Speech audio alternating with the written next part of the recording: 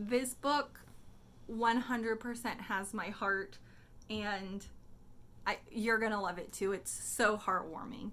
Read a Book with Me, written by Lawrence Schimel, illustrated by Thiago Lopes. Read a Book with Me. So here's a little boy reading a stack of books. And I see a magazine stand.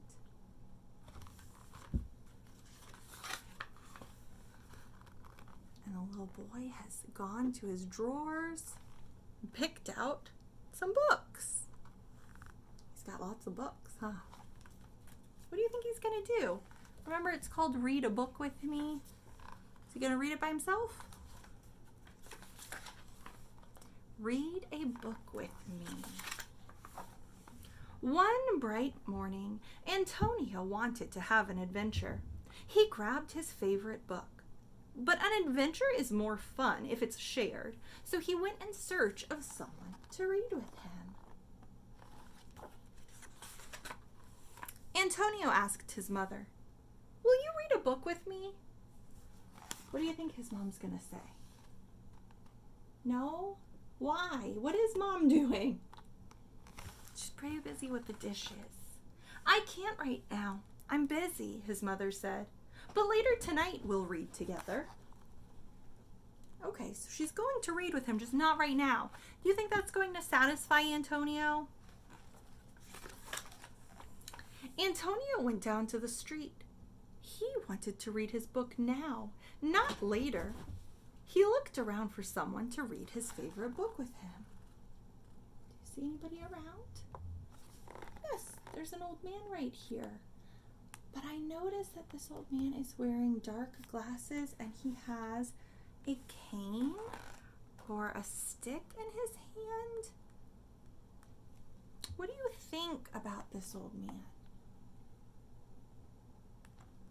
Yeah, he is blind. He wears those glasses to protect his eyes. Sometimes if you can't see, if you've lost your vision, your eyes are still very sensitive to light. And that stick is called a walking stick. It helps him tap so that he can tell what's in front of him. Do you think Antonio will ask him to read? Doesn't look like it. He walked right by him.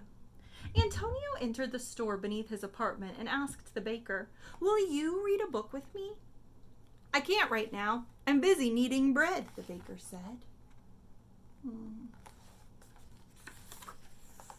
Antonio asked the woman at the fruit stand, "Will you read a book with me?" "I can't right now. There are so many people waiting in line," she replied. "Well, maybe I'll come back later," Antonio said. I also get a kick out of the fact that Antonio's just asking random people to read to him. Like, this is just some lady in line. Probably shouldn't be asking random strangers to read to you, but... At that moment, the mail carrier was passing by, and Antonio asked him, "Will you read a book with me?" "I can't right now. I've got these letters to deliver," he replied. Everybody is too busy for Antonio. Antonio saw the woman at the magazine stand. With so many newspapers, she must love to read. "Will you read a book with me?" Antonio asked her. "I can't right now," she answered. "I have to put away these new magazines." How do you think Antonio is feeling? He has asked numerous people to read to him, and everybody's too busy. So sad. Almost like giving up, a little hopeless. Antonio had tried at all the... Hey, stop that! Stop that! Sorry. Antonio had tried at all the stores on his street. "Everyone is too busy," he complained. "Don't be sad, young boy," said a voice behind him. Who said that? The old man. Antonio spun around to see who had spoken to him. It was his neighbor, who often sat down by the street and couldn't see. "How can you see me?" Antonio asked. "I can't see you," the man replied, "but I can hear you. Come closer. I want to ask you something." What do you think he's going to ask him? He can't see, so he can't read. Can he still hear? Yes. So what might he ask Antonio? To read to him. Antonio sat down beside him. "What is it?" he asked. "No one seems to have any time for me either," the blind man said. "Would you talk to me for a while? Tell me a story." A grin spread across Antonio's face. He opened his book to the first page and began to read. So the old man might not be reading to him. They are reading together because the old man is listening to Antonio. That's the end.